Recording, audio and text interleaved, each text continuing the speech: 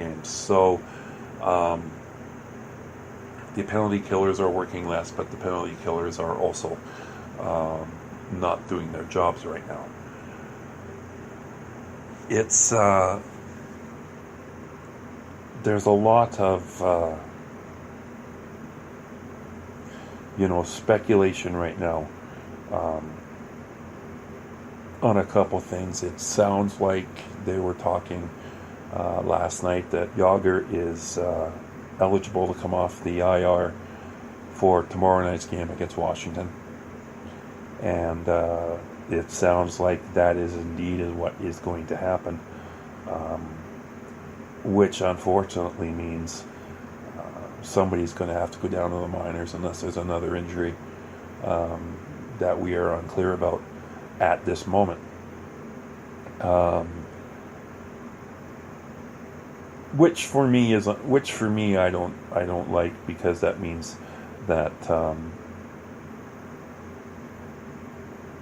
it probably means the end of the line for a guy like Mark Jankowski again. Um, he doesn't have to clear waivers. There's only two guys on the team that don't have to clear waivers in order to be sent down to the minors. And heaven knows you're not going to send down Matthew Tkachuk. So Jankowski seems to be the odd guy out. He seems to be the man that is going to, be sent down.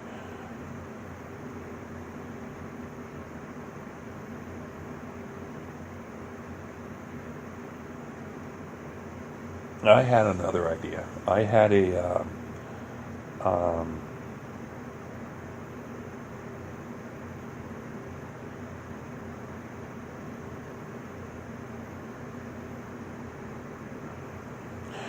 honestly, they have an amazing guy in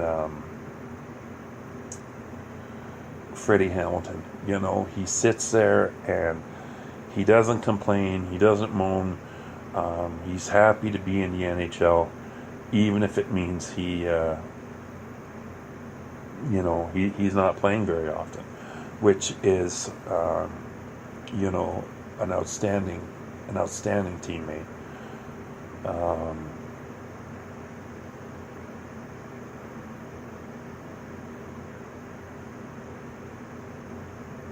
do you attempt to lose him on waivers?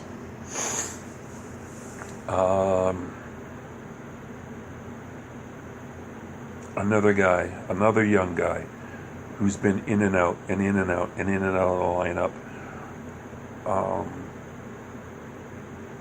is Curtis Lazar.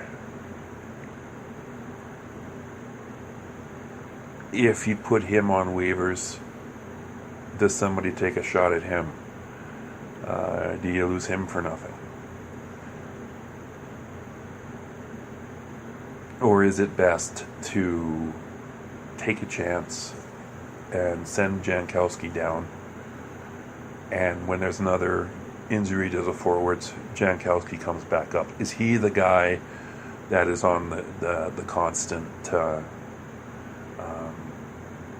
transport back and forth between Calgary and Stockton?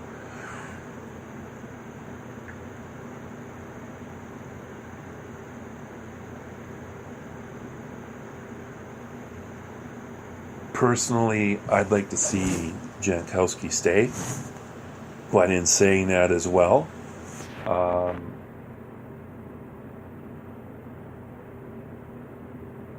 I don't think that there is a spot on this team yet where he could be put and it would benefit his skill set the most. And what I mean by that is Jankowski is a top six forward. He is going to be a top six forward. But on this team right now, top six forwards, of course, when everybody's healthy, you've got Yager, you've got Gaudreau, you've got Monahan, and then you've got the 3M line with Backlund, Frolik, and Tkachuk. Ferland, every now and then, thinks he's a top 9 guy, or a top 6 guy. you can, hopefully someday Bennett's a top 6 guy.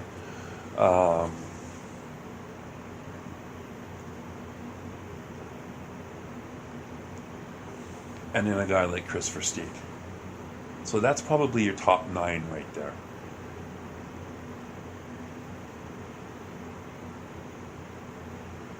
Right now,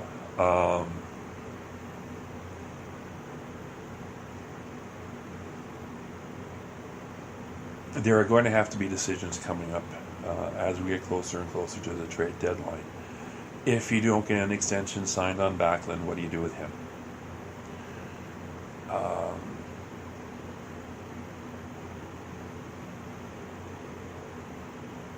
What do you do with a guy like Chris Versteeg? What do you do with a guy?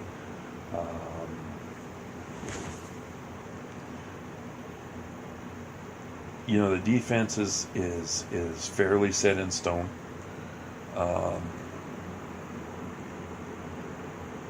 For the next few years, there's not a lot of worry there. What you're going to be doing there, it's really about Bartowski, Kulak.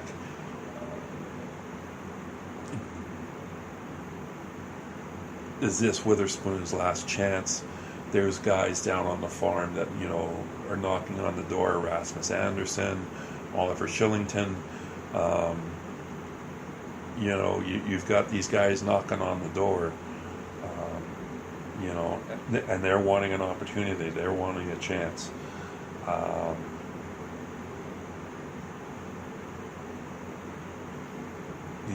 At forward for the Flames, I'm just looking up Cap Friendly at this moment, just to kind of get a better idea of what the Flames are looking at here right now.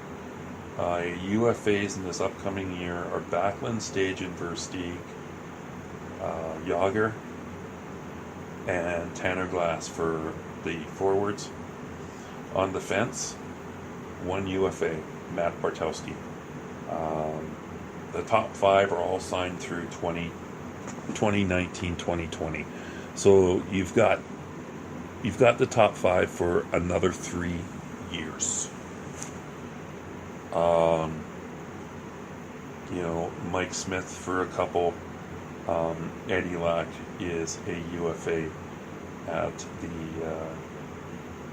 the end of this year as well. So really, for forwards, what do you do with Matt Stajan? What do you do with a $3.1 million fourth line center? See if you can get a bag of pucks. See if you can get a 5th round draft pick for him. When you got that kind of cap hit, it could be extremely hard to find a contender, somebody willing to make a trade for depth that has that kind of cap space. And then you go into a guy like Chris Versteeg, 1.75, with what he can do. That's not a bad price for a third liner. He can help your power play. If you're looking for a guy that can distribute the puck, move the puck around,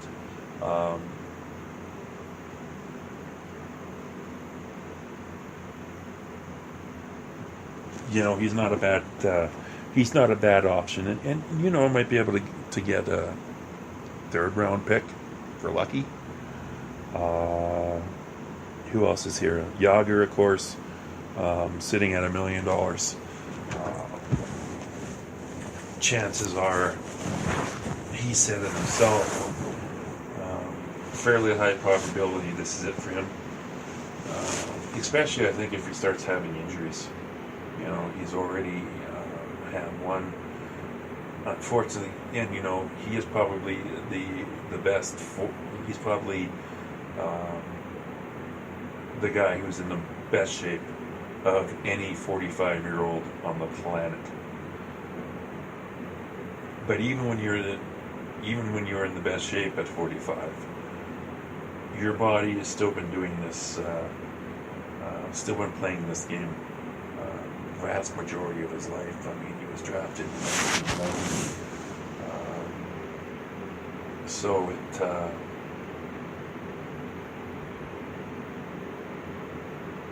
eventually Father Time is going to catch up to him. And then Tanner Glass. Tanner Glass is just a filler.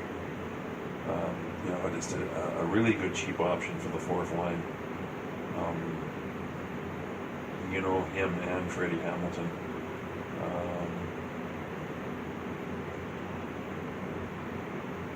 Both making just about the league minimum, and both are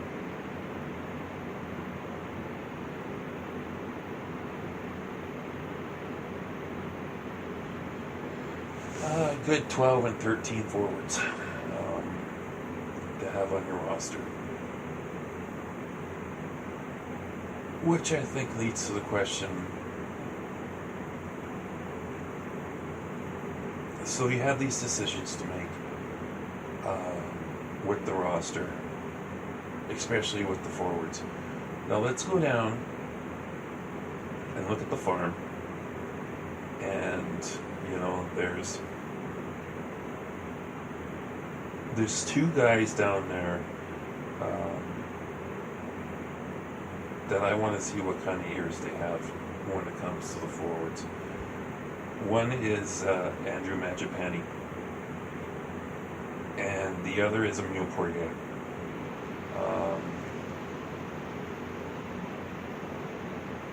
Can Emile get back to where he was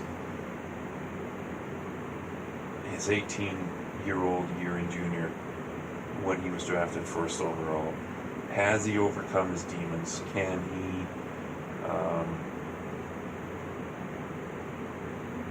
he take his game to the next level this year? This is the last year of his entry-level contract. He is an RFA. What kind of progress does he make this year? And then there's Mangiapane. Mangiapane in Penticton, and again for the start of training camp.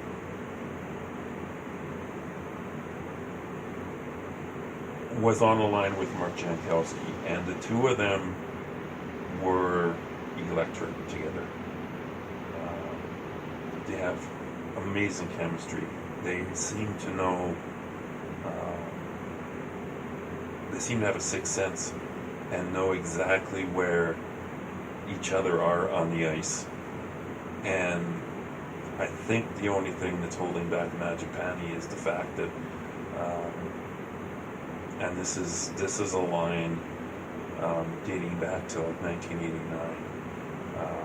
Other than the fact that I think Gaudreau could eat an apple off Mangiapane's head.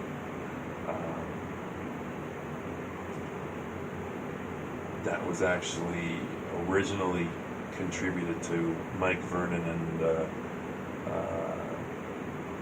think it was Gilmore. It was either Gilmore or I'm pretty sure it's either Gilmore or Mullen, where they were talking about the height of both players, and both guys were under 5'10", and Mike Vernon proclaimed that he was a lot taller than the other guy. Pretty sure it was Gilmore, but he was a lot taller than the other guy, to the point where he could stand up, walk up to him and eat an apple off his head without standing on his tiptoes. So, but Mangiapane is a small guy, he's a crafty guy, and I think if given a chance would be a great second liner with Jankowski.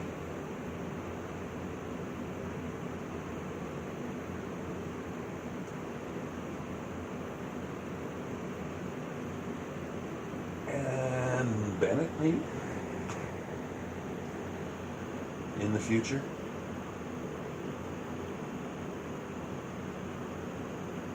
A lot has been made the last, this week, ever since St. Louis. A lot has been made about the lack of offense, the lack of scoring that the Flames have.